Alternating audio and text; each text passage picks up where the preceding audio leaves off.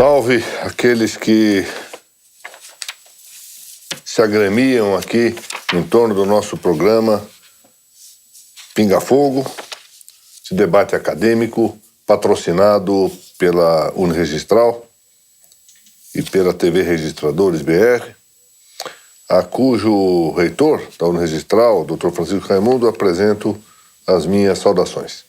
Como de hábito, tenho aqui ao meu lado este eminente jurista autorizado em amplo ramo do direito, em particular no direito registral e notarial, Dr. Narciso Orlandi Neto. Dr. Narciso, nós recebemos, ainda bem, uma série realmente bastante grande de perguntas desta feita, várias das quais, por sinal, apresentadas por este valioso magistrado da nova geração de juízes do Tribunal de Justiça de São Paulo, o Dr. Ralfo de Barros Monteiro, que é realmente, eu já não diria que é uma esperança do registro de imóveis paulista, ele já é uma realidade. Realmente tenho ficado admirado com as posições dele, e particularmente no seminário sobre as centrais estaduais, foi o pronunciamento que mais me impressionou. Realmente, embora conciso, disse o que tinha que dizer com muita clareza, né? Realmente isso é motivo de satisfação. Bom, vamos começar aqui com uma pergunta feita pelo não menos valioso registrador, nosso estimado doutor Ademar Ferranelli, que é oficial do registro de imóveis do 7º registro aqui da capital de São Paulo.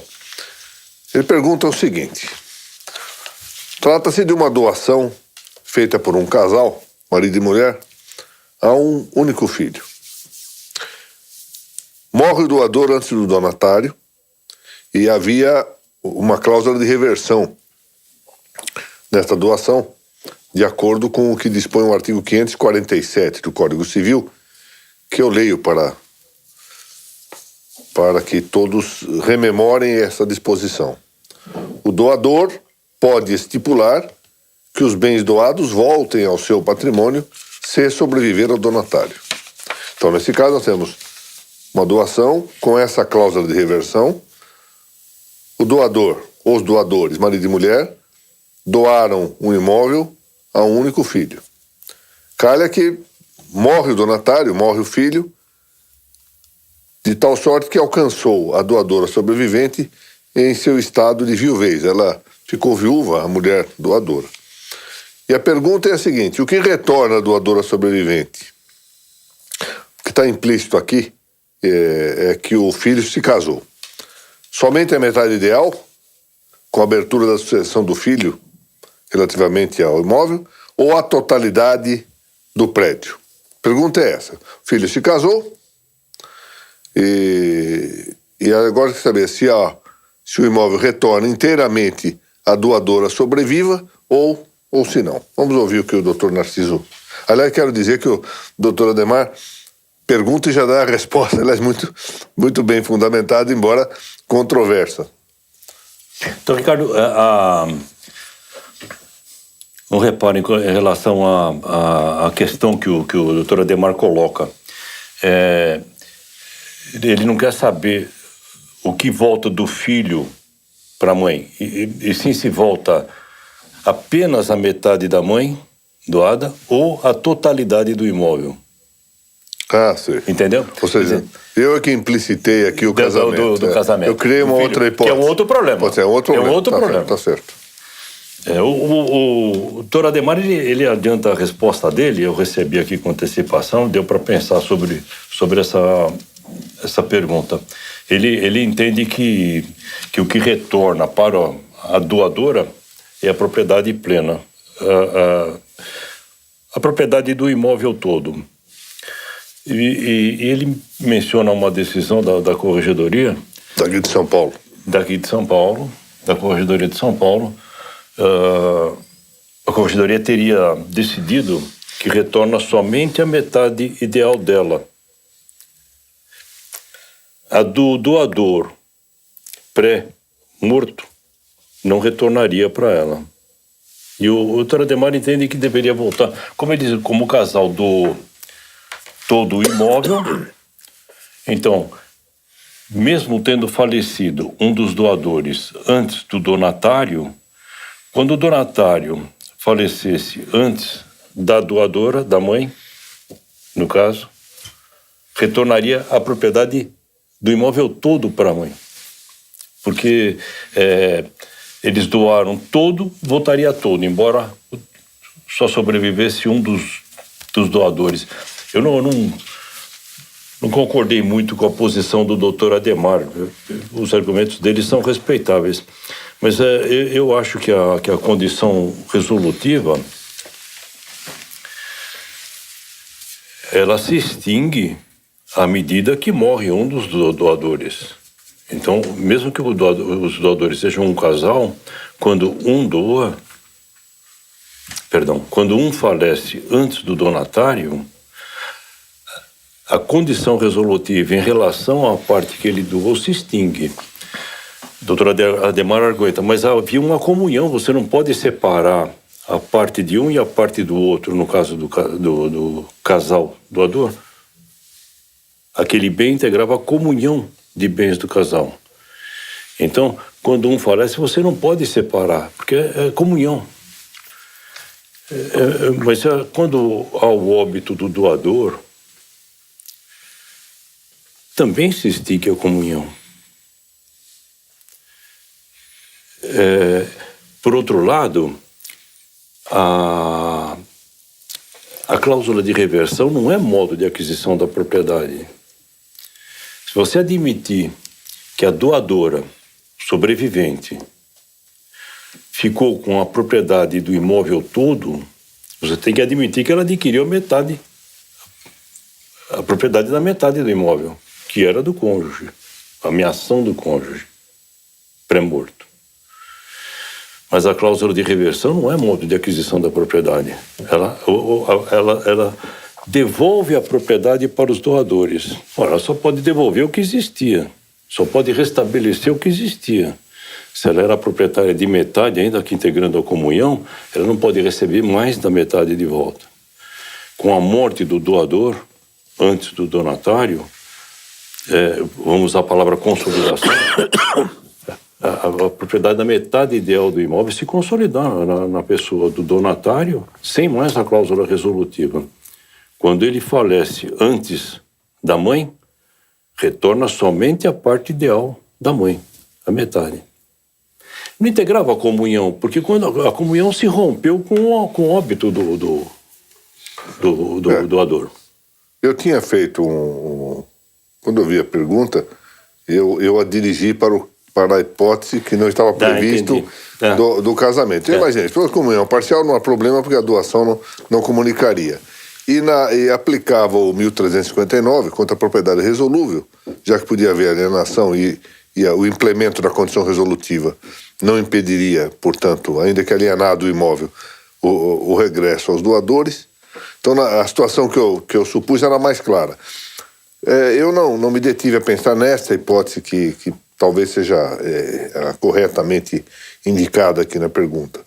Mas eu confesso que é um tema que é preciso pensar um pouco. Os argumentos do doutor Adhemar são preciso pensar um pouco. Ele ainda pede para comparar aplicar, por analogia do 551 do Código Civil, a doação feita ao casal falecido um dos cônjuges subsistirá na totalidade para o sobrevivente.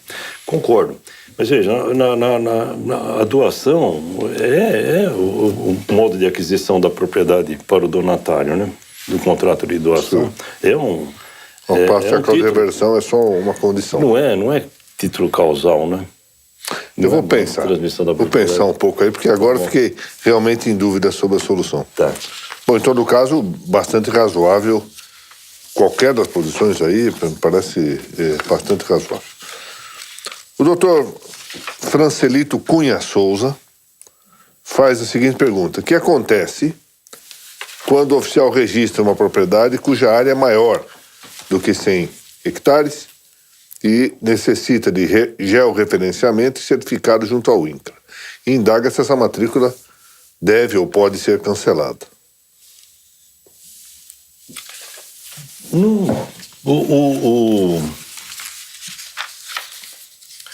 A exigência do georreferenciamento está no parágrafo 3º do artigo 176 da Lei de Registros Públicos.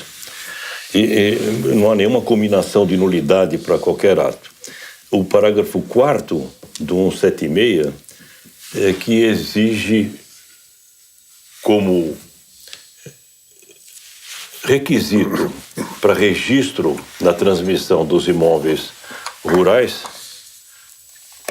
a descrição georreferenciada, mas somente do registro da alienação. No caso, o oficial abriu a matrícula, o imóvel já tem mais de 100 hectares, já é obrigatório a descrição georreferenciada certificada pelo INCRA, mas ele apenas abriu a matrícula não é nula.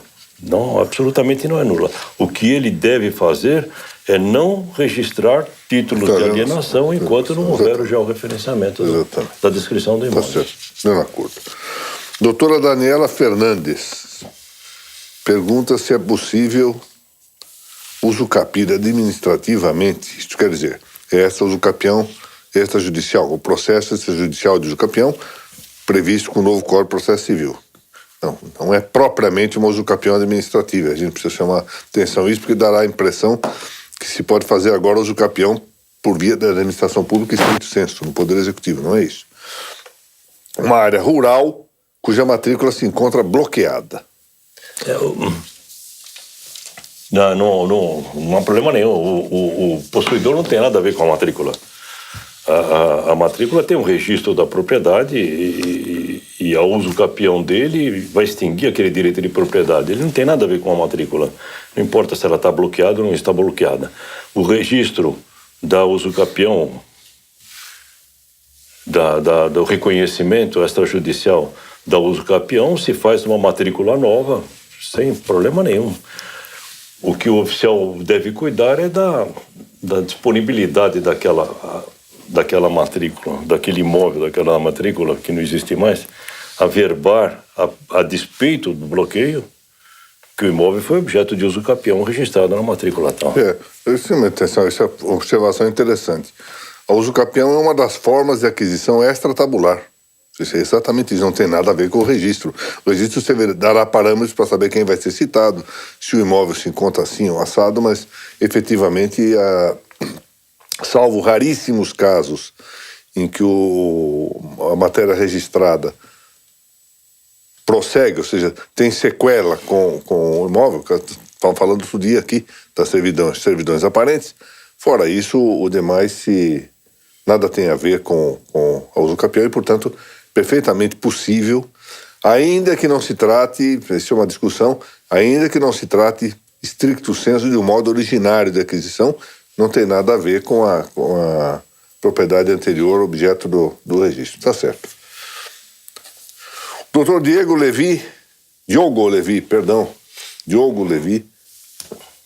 Iebele Levi Farto pergunta se o poder público pode usucapir bem imóvel, se ele pode prescrever. Nós lembramos sempre, é mais fácil fazer essa pergunta desse modo. Ou seja, há prescrição aquisitiva em favor do poder público? É isso. Eu não vejo a lei não faz nenhuma restrição. A pessoa jurídica pode usucapir, pode ter posse. Não vejo problema nenhum e o poder público usucapir bem imóvel. Se eu não me engano, quando eu era juiz, eu cheguei a julgar um caso de um município que tinha requerido a usucapião de um imóvel. O doutor Fernando Palavitini, que é um ascendente, visível ascensão intelectual, esse moço, registrador civil aqui no estado de São Paulo, faz a seguinte pergunta, e que nós vamos ter que adivinhar aqui o que o legislador pensou, ou pelo menos tentar encontrar uma razoabilidade para tentar responder essa indagação. Por que o silêncio tem um efeito na retificação do registro de imóveis e outro na usucapião, ambas na esfera do processo extrajudicial? Por que o legislador adotou, agora provavelmente com a nova redação dada no projeto de conversão, tomou o número 12, da medida provisória 759, desaparece essa distinção, mas por enquanto prevalece a medida provisória 759 na sua forma redacional antecedente, distinguindo-se, portanto, ainda o silêncio na retificação e o silêncio na uso capião. Quem entende, doutor Narciso? Eu acho que o legislador não teve nenhum motivo a não ser a falta de confiança nos oficiais registradores. Não tem outro. O projeto original da lei não previa esse efeito do silêncio do proprietário do imóvel. O silêncio era considerado tanto quanto o silêncio da retificação de registro. E foi acrescentado, se eu não me engano, no Senado, essa alteração. Mas eu não vejo porque... Por esse motivo. Tá bom. As consequências do reconhecimento do uso capião... Porque veja só, eu tenho entendido diversamente, com todo o respeito, naturalmente. Bom, primeiro que o tema é esse, que se houver um silêncio na via judicial, nós temos que ver o seguinte, houve citação pessoal, isso é uma coisa. Mas se não houver citação pessoal, se a citação for por edital, nós vamos ter que nomear um curador para defender. E mais, com silêncio ou sem silêncio, na via judicial, o juiz controla os efeitos substantivos da revelia. Nada impede que alguém quiser revelar, eu perceba que a simulação eu vou negar. E o registrador não tem esse... E aqui se trata de uma perda do direito de propriedade. Sim, diferentemente da retificação. Diferentemente da retificação. Claro que a retificação às vezes pode embutir algo assim, mas será, digamos, acidentalmente. Parece que aqui estava uma necessidade de provar o consenso para justificar a desjudicialização. E agora isso tenderá a desaparecer, atraindo muita responsabilidade civil para o registrador, né? E muito problema também, porque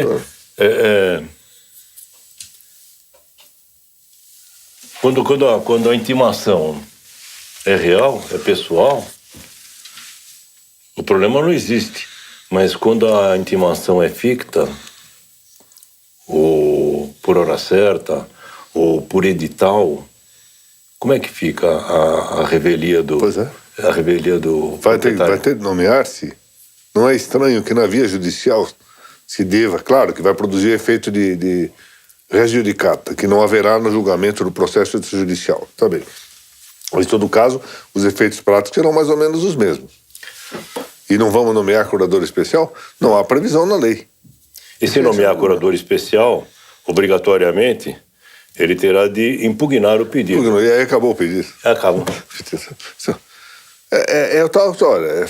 Vai fazendo mudanças. Essas mudanças tópicas levam a essas incoerências. Os efeitos colaterais, né? O doutor Denis Henrique Janoni, do 3º Cartório de Notas de Araraquara, faz a seguinte pergunta. Gostaria de saber se no caso de uso capião, de o titular registral ser falecido, se a comprovação da relação dos herdeiros por meio da certidão de óbito e a anuência desses herdeiros substitui a anuência do falecido, autorizando ser feito, portanto, o processo pela via extrajudicial. Me parece que sim. Ainda que não haja o processo de inventário, a certidão de óbito goza de presunção de veracidade, eu imagino que, como oficial, que aqueles herdeiros, filhos que estão declinados na certidão de óbito, são os únicos herdeiros. E se eles anuem, porque eles receberam a propriedade, eles se tornaram proprietários, ainda que sem registro. Não, não havia nem necessidade do registro. Então eles são os proprietários e não mais o falecido. Agora eu observo uma coisa aqui, estou de acordo com a resposta, naturalmente, mas queria acrescentar algo. Na questão de uns 15 dias, mais ou menos, aliás, 14 dias ou 15 dias hoje, faz isso. O Tribunal de Justiça julgou um caso de uma adoção, a brasileira, feita há muito tempo. E ali constava na certidão de nascimento do adotado, no termo de nascimento do adotado, mãe e pais biológicos, falsamente biológicos. O Ministério Público, então, pediu a anulação desse registro de nascimento e o juiz de primeiro grau acolheu esta demanda. Foi a julgamento no tribunal, por meio de recurso, e o tribunal deu provimento ao recurso, mantendo-se o registro de nascimento, apesar da falsidade, sobretudo por 2 fundamentos. Prescrição de eventual ilícito, até mesmo no plano penal, que fazia muito tempo que isso havia ocorrido, e, em segundo lugar, a persistência habitual do estado de filiação, da posse do estado de filiação. E eu participei desse julgamento e sugeri, o relator e o terceiro juiz acolheram essas minhas sugestões, para 2 providências no registro civil. Primeiro, averbar no registro de nascimento do adotado que a paternidade era socioafetiva, até para permitir, eventualmente, que a paternidade biológica pudesse reconhecer-se e indicar-se ali também. E para fazer, embora seja muito restritivo a essa história da paternidade socioafetiva, maternidade socioafetiva, nesse caso me pareceu justificado. Para também voltar a insistir na tese de que o registro deve conformar-se à realidade das coisas. Não é possível manter indicação que ali era uma paternidade biológica quando não era. Mas a outra providência, essa que eu queria mencionar, porque envolve esta questão aqui, ou seja, indiretamente, eu sugeri, e a turma julgadora acolheu, que se anotasse no termo de nascimento do pai socioafetivo a perfiliação do adotado, de fato adotado. Por quê? Exatamente para prevenir situações como essa. Porque, do contrário, sendo o herdeiro socioafetivo tão herdeiro quanto o herdeiro biológico, ele não seria possível, muitas vezes, da certidão de óbito, descobrir esse fato. Perfeito. Então é uma coisa que esclarece muitíssimo as questões sucessórias, e aqui tem um exemplo claro, em matéria de uso capião. Parece bem, não é? Parece bem. Claro que outra coisa é a certificação, que deve constar da certidão. Ou seja, a certidão não mencionar, certidões não mencionarão esses fatos, a não ser por solicitação do próprio interessado, ou dos próprios interessados, ou requisição judicial. Isso é outra história. Como se vai dar publicidade disso. Bom. Mas a aceitação da anuência dos herdeiros me parece perfeita. Parece também. No caso de não haver inventário, não há dúvida, a certidão negativa de inventário, evidentemente. Não há dúvida. Dr. Tiago Salles, jovem advogado, que diz que tem 24 anos de idade e já foi registrador substituto desde os 18 anos de idade. Muito bem. Pergunta se existe a possibilidade de manejar-se o processo de usucapião pela via extrajudicial quando o imóvel usucapiendo não possui matrícula na serventia, ou se essa modalidade se enquadra no parágrafo 2º do artigo 216A da Lei de Registros Públicos. Deixa eu dizer o seguinte, é uma ótima oportunidade para o Dr. Narciso esclarecer a posição dele a respeito disso, porque acho que houve uma confusão entre o que a Corregedoria de São Paulo, num parecer aprovado ao tempo em que era desembargador, corregedor, meu estimado amigo Xavier de Aquino, José Carlos Gonçalves Xavier de Aquino, e o que o Dr. Narciso pensa a respeito do assunto. Então, eu recebi uma consulta de um cliente do escritório dizendo exatamente isso que eu teria dito, que não é possível o usucapião de imóvel sem matrícula no registro de imóveis. Eu falei, mas eu nunca falei isso. Isso aí correu como fato notório, viu? Então, eu estranhei, eu falei, não, é uma interpretação dele. Agora, conversando com o Dr. Ricardo, parece que eu me expus meu pensamento de forma não muito clara. É evidente que a usucapião pode ter por objeto um imóvel sem matrícula, sem transcrição, sem registro. Eu afirmo sempre que há imóveis sem registro que não são necessariamente imóveis devolutos. A jurisprudência dos tribunais superiores se cristalizou nesses termos. Há imóveis sem registro. A retificação de um imóvel pode ser impedida simplesmente porque o imóvel confrontante não tem registro, simplesmente não se sabe quem é o proprietário do imóvel vizinho. As pesquisas em todas as circunscrições imobiliárias são negativas. E o mesmo acontece na usucapião. Eu tenho posse de um imóvel, não importa se ele tem registro ou não tem registro. Se eu preencher os requisitos da usucapião, eu adquiri a propriedade do imóvel. Não importa se ele tem transcrição, se ele não tem transcrição. A necessidade do registro diz respeito à necessidade de citação do proprietário no processo judicial e de intimação do proprietário no processo extrajudicial.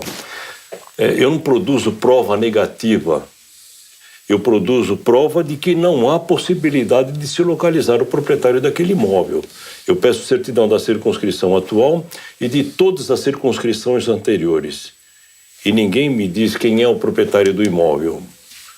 Isso não impede que eu tenha adquirido a propriedade e que eu veja reconhecido o meu direito na via extrajudicial. Sem nenhum problema. Ou seja, tanto faz que o imóvel esteja transcrito ou não, relevante. Matriculado em parte ou no todo, tudo não impede. A aquisição da propriedade pela usucapião independe do registro. Pois é, voltamos a essa ideia, que o usucapião é um modo concorrente de aquisição de propriedade. Exato. Se não fosse assim, não existiria usucapião ordinário. Verdade. Então, em que eu desprezo o meu título para usucapir pela posse, para adquirir a propriedade pela posse. O Dr. Mauro Antônio Rocha, que é um motivo de orgulho para todos nós aqui que estudamos o direito digital, porque é extremamente dedicado, é um advogado que se dedica muitíssimo a estudar, um gentleman, ademais, no comportamento, faz a seguinte indagação. Volta ao tema da intimação por hora certa no procedimento extrajudicial relativo à alienação fiduciária de bem imóvel dado em garantia. Ele tece algumas considerações antes de fazer as perguntas. Observa que o chamado novo Código de Processo Civil passou a admitir, conforme a regra que está no parágrafo 2º do artigo 275, a intimação com hora certa ou por edital. Faço um parênteses aqui, era exatamente o motivo pelo qual eu me indispunha com o provimento da nossa corregedoria, que havia admitido a intimação com hora certa na alienação fiduciária, que sequer o Código de Processo Civil anterior a admitia no processo civil. Só falava em citação. Agora não. Agora, pelo menos, há esta previsão. Em todo caso, continua sendo analógica a aplicação. Não há uma norma específica. Considerando que, em geral, o portador da intimação, essa é a primeira pergunta, é empregado ou prestador de serviço subalterno ao ofício registral imobiliário ou de títulos e documentos, dizer destituído de fé pública, pergunta se não estará o delegatário exposto à sanção administrativa caso comprovadamente afastados os pressupostos da suspeita de ocultação que justificaram a intimação por hora certa. Nós vamos ouvir a resposta do Dr. Narciso, depois eu quero desdobrar um pouquinho esta interessante indagação do Dr. Mauro Antônio Rocha. É muito importante a posição do advogado, que está do outro lado, que defende o interesse do intimando, do fiduciante. Você vê que ele é advogado da Caixa. Da Caixa? Da Caixa. Mas não importa. É o outro lado. Eu acho que o pressuposto do Dr. Mauro, eu não concordo muito com esse pressuposto, que o portador da intimação, isto é, aquele preposto, o escrevente encarregado de proceder à intimação do fiduciante, é destituído de fé pública. Porque o oficial tem fé pública, o oficial designa o escrevente para proceder às intimações. Ele delega àquele escrevente que ele designou também. Ele delega as suas atribuições, que compete a ele intimar, e junto com essa delegação vai a fé pública do oficial.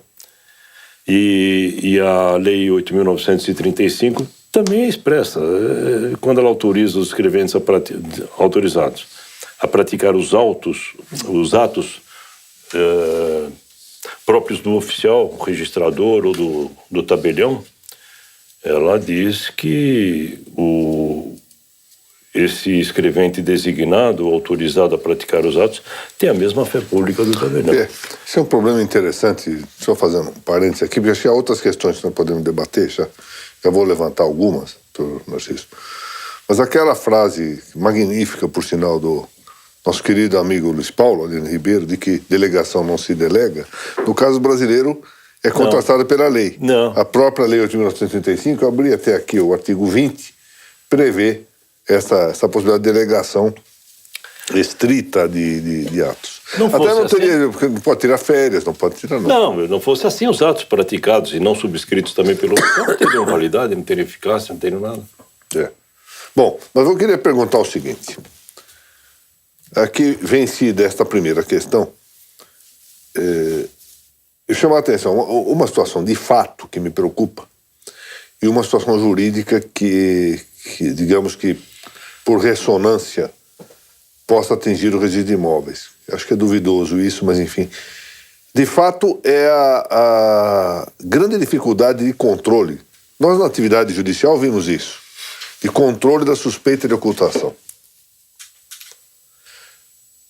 Isso tanto pela normal falta de experiência, porque é uma prática recente, daqueles que promovem essas intimações no extrajudicial, contrário dos oficiais de justiça, que já estão acostumados com isso.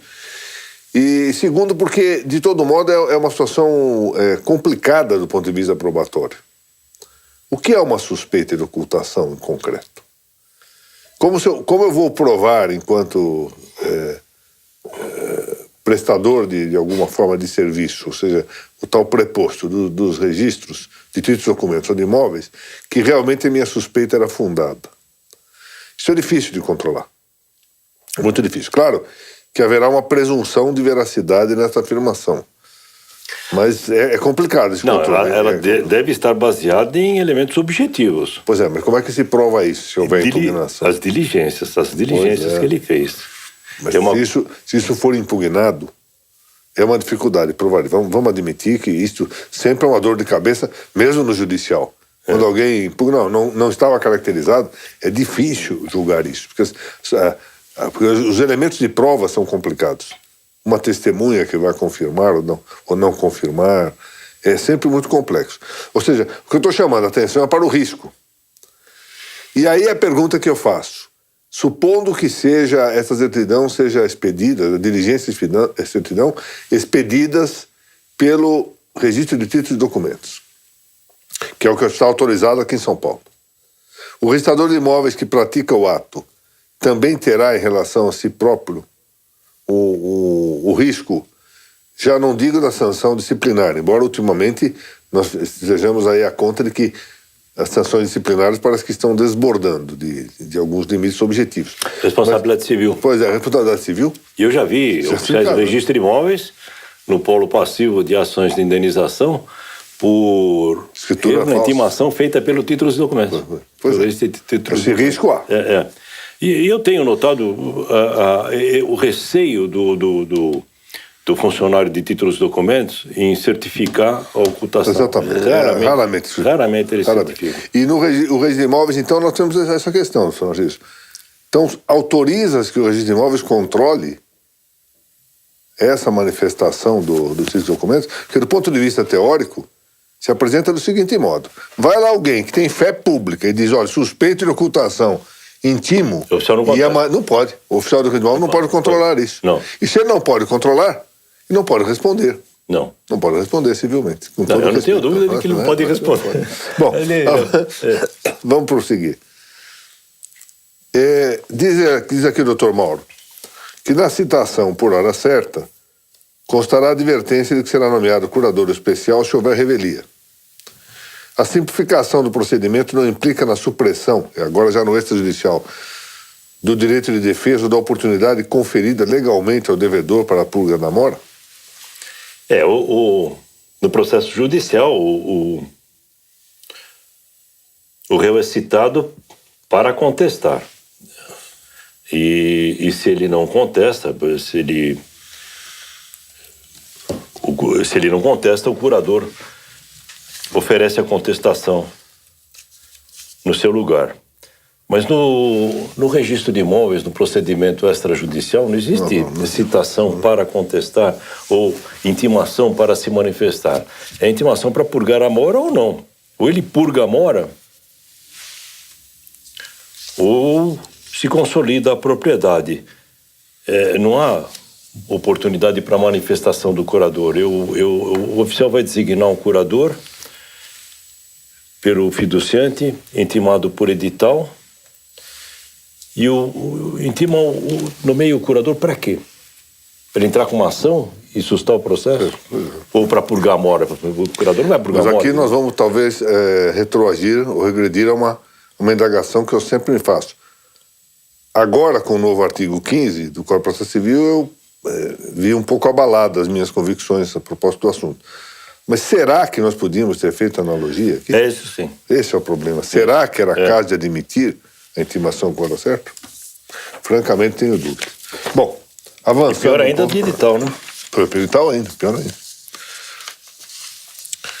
A doutora Karina Toledo Garcia, simpática, posso chamá-la assim, co-registradora, noiva do Dr. Fernando Palavitini, pergunta o seguinte: ela gostaria de saber se tanto o oficial dos registros de imóveis quanto o tabelião de protesto podem aplicar fungibilidade, ou seja, o critério de fungibilidade é um título apresentado e lançado no protocolo, se este título não contiver os requisitos formais legalmente exigidos, mas contiver todos os requisitos materiais para promover a mutação jurídica, por exemplo, com o nome em iuris diverso. É uma pergunta geral que ela faz, que podemos traduzir. Título aparece lá, escritura de compra e venda, mas é uma doação. Aparece lá, escritura de comodato, mas é uma locação. Não. O registrador pode, nesse caso... Se for só o nome em juris, eu não tenho dúvida nenhuma que sim. Digamos que a cédula, seja a cédula rural, hipotecária, e a leitura do título mostre que se trata de uma cédula industrial, não rural.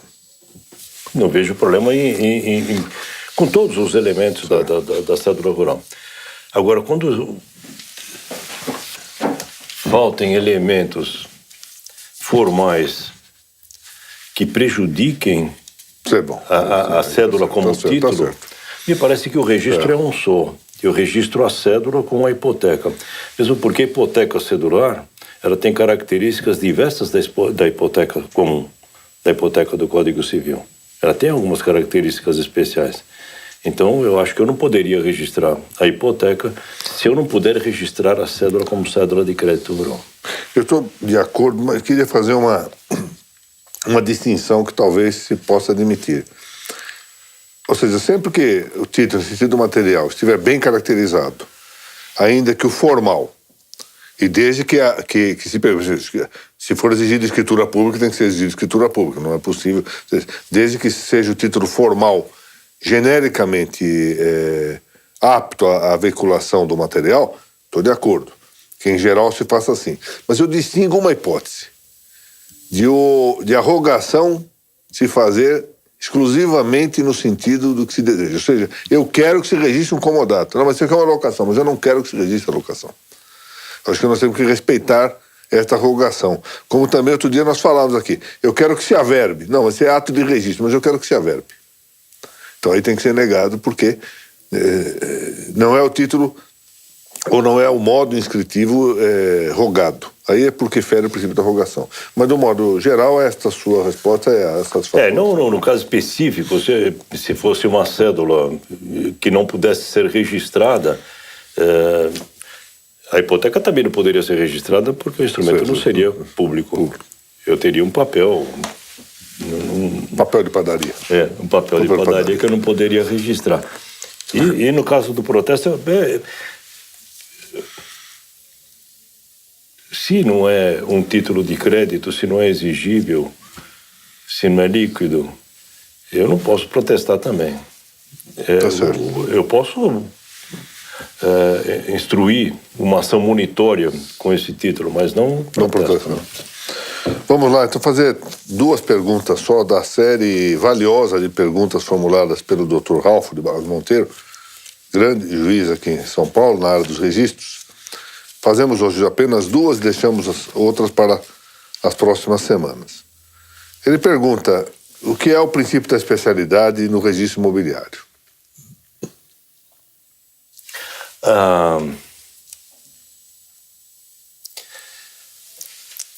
constituição dos direitos reais, a transmissão dos direitos reais, exige a especialização do objeto. A especialização do objeto é a identificação do objeto do direito de uma tal forma que ele não se confunda com nenhum outro no universo. É a individualização dessa coisa. E a especialização é exatamente essa individualização. Eu ponho no papel as características desse objeto de forma a diferenciá-la de qualquer outro. Isso é especialização. A especialização pode se referir ao objeto, pode se referir à obrigação, pode se referir às pessoas. Mas usa-se normalmente o princípio da especialidade para dizer da necessidade de se especializar o objeto do direito real. Mas fala-se também em especialização subjetiva. A especialização das partes.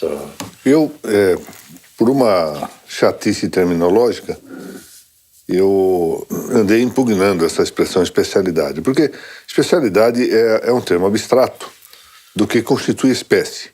E, na verdade, o Dr. Narciso disse muito bem, o que se tem com a especialização não é espécie, mas é individuação. Em rigor, devia-se falar no princípio de individuação. Também está muito bem observado que a especialidade é do objeto do registro. Uma coisa é o objeto do registro, outra coisa é o objeto imobiliário. Ou seja, o objeto do registro, o objeto daquilo que se registra, se compõe do prédio, do fato inscritivo e dos sujeitos. Agora, propriamente, a especialidade objetiva é a que diz respeito ao imóvel, e aí se vai individualizar o imóvel. Nós temos adotado isso já há algum tempo, por sua quantidade, por sua qualidade, por seu lugar, eventualmente por sua paixão, por sua qualidade sensível, etc. Passível, etc. Especializa-se o sujeito, tanto sujeito ativo quanto ativo, e o fato inscritível com suas várias indicações. Esse é um princípio de individuação. Eu tenho visto tenho observado em alguns julgados de que o doutor Ricardo participa, essa preocupação em não tornar a especialização um dogma. O importante é a identificação. Exatamente. A identificação do objeto. Se o objeto está razoavelmente... A nossa lei tem sido interpretada com muito rigor na parte da especialização. Sempre foi assim. Como se nós tivéssemos aquela descrição exatamente como consta da transcrição, a omissão de uma vírgula exige a devolução do título, um erro irrelevante, quando o objeto está bem identificado, não há dúvida nenhuma. Vou contar aqui um episódio pessoal. A casa em que eu moro, depois de alguns anos de estar ali morando, consegui comprar o terreno ao lado e unifiquei essas áreas. Acontece que a descrição do imóvel originário onde eu morava dava como lateral, na descrição da confinância à direita de quem olhava para frente do imóvel, o mesmo número do meu imóvel. Rua tal, número 70, confinando com o imóvel da Rua tal, número 70. Era manifesto o erro. Muito bem. Havia planta no cartório, havia todos os elementos. Ademais, eu havia exatamente adquirido o imóvel que estaria ao lado. O que não... Pela descrição do próprio imóvel que eu adquirira, sabia-se perfeitamente que era este. Esta linha lateral ia desaparecer. Mas o cartório não aceitou que eu fizesse a unificação sem antes que eu processasse uma retificação dolorosamente inútil. E aí eu disse, olha, casa de ferreiro, espeto de pau, porque eu próprio me curvei. É uma exigência, com todo respeito, isso, hein? Manifestamente burocrática. Mas é mais fácil. Mas é o excesso, mas é mais fácil. Eu acho que o Dr. Narciso disse muito bem. O que nós temos que distinguir é entre a especialização e a determinação. Porque, na verdade, às vezes, sociologicamente, um imóvel está determinado. Nós não podemos anular um imóvel que seja bem determinado. O que nós podemos, de futuro, e enquanto não se tiver a sólida e sábia ideia de se criar um cadastro separado do registro jurídico é de ir melhorando essas descrições. Mas não anular por algum... Mas isso vale também para especialidade subjetiva. Também, E principalmente para especialidade subjetiva. Por falta de um número de CPF, e eu não tenho dúvida nenhuma sobre a identidade da pessoa, eu não posso registrar o título. Doutor Narciso, nós salvamos, lembra-se, no seu tempo na Vara de Registros Públicos, aquelas transcrições de que só constava João da Silva e sua mulher. Admitimos que isso se suprisse adequadamente por meio de outros documentos. É o caso de nulidade, não dava o nome do proprietário. Se fosse levar a ferro e fogo, nem determinado estava. Mas nós conseguimos salvar pela determinação sociológica. É fácil saber quem é João da Silva e sua mulher, desde que se apresente uma certidão do tempo da aquisição, né? Para evitar... Não, claro, tem que ter um documento, e principalmente quando os nomes se prestam a homonímia. Aqueles nomes que não se prestam a homonímia... Vamos fazer mais uma pergunta aqui do Dr. Ralph, para nós encerrarmos mais ou menos. Hoje estamos passando do tempo habitual aqui. É correto dizer, pergunta ele, que o juiz, quando julga o procedimento de dúvida, atua no interesse exclusivo da administração? E que ele se presta a dirimir dissenso entre o usuário do serviço e o registrador? Por que é interesse exclusivo da administração? Bom, vou tentar salvar um pouco, fazer o papel de advogado do diabo. Então, tomamos aqui a ideia de que o registro público, naquela expressão conhecida de Zanobini, é a administração pública de interesse privado. E, nesse sentido, o juiz atua como alguém que defende o interesse institucional do registro. Mas eu tenho um acréscimo. Eu acho que não é propriamente, ou pelo menos diretamente, no interesse da administração, mas é em defesa do interesse dos terceiros. Como nós não temos um contraditório no processo de registro, ou procedimento de registro, na verdade o que nós temos é tanto o registrador quanto o juiz que julga a dúvida, sendo de algum modo o portador do interesse da segurança jurídica. Ou seja, nós não vamos deixar o registro ser ferido. Isto me parece bem. Quando a lei atribui ao oficial o dever de conservar os registros, implicitamente é a defesa dos registros. Quando o oficial recusa o registro de um título, ele está defendendo aquele registro que vai ser cancelado. Aquele registro. E, portanto, ele vê esse dissenso entre o usuário e o registrador, mas não sob o ângulo do interesse do usuário. O usuário já está defendido por ele próprio. Exato. E, na verdade, o que ele faz é a defesa da instituição. Agora, queria, sempre para ultimar aqui, aproveitar-me dessa sua excelente observação. A função do registro não é só registrar. A função do registro é conservar. E essa conservação de dados é também um atributo daquele que recebe a delegação de acordo com a Constituição Federal. Esse repasse de dados a centrais particularizadas ou estatalizadas em pessoa jurídica, caso do Sinter, etc. Parece inconstitucional isso. Inconstitucional. Exato. Parece. Bom, o dissenso entre o usuário do serviço e o registrador, eu não sei, me parece que o juiz é uma segunda instância na qualificação do título pelo oficial. Pois é, aqui nós temos um grave, quem sabe um dia vamos tocar esse mais assunto. Se o juiz é efetivamente um requalificador ou é só um revisor. Vamos debater isso em outra ocasião. Hoje nós vamos aqui terminar a nossa apresentação. Agradeço o doutor Narciso, agradeço as muitas perguntas e aqueles que as formularam. Isso foi muito bom, porque assim também nos dá uma noção exata do interesse que esses debates estejam efetivamente a suscitar nesse nosso ambiente acadêmico de estudiosos e estudantes do direito registral. Eu agradeço mais uma vez, doutor Narciso Orlando Neto, pela sempre excelência das suas manifestações. É um docente por natureza, por assim dizer. Agradeço novamente ao doutor Francisco Raimundo por permitir esse nosso programa de debates.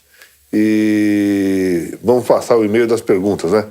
Pingafogo, @... Pinga.fogo. Como é que é? Pinga.fogo, @arispe.br. arispe.br.com.br. Vamos de novo, que ninguém entendeu nada. Vocês colocam por escrito isso lá. pinga.fogo@arispe.com.br para mandar as perguntas. Agradeço a nossa competente equipe técnica, a equipe de administração também aqui da TV Registradores e da Arispe, da nossa Uniregistral, e cumprimento a todos, desejando que tenham uma boa semana. Muito obrigado.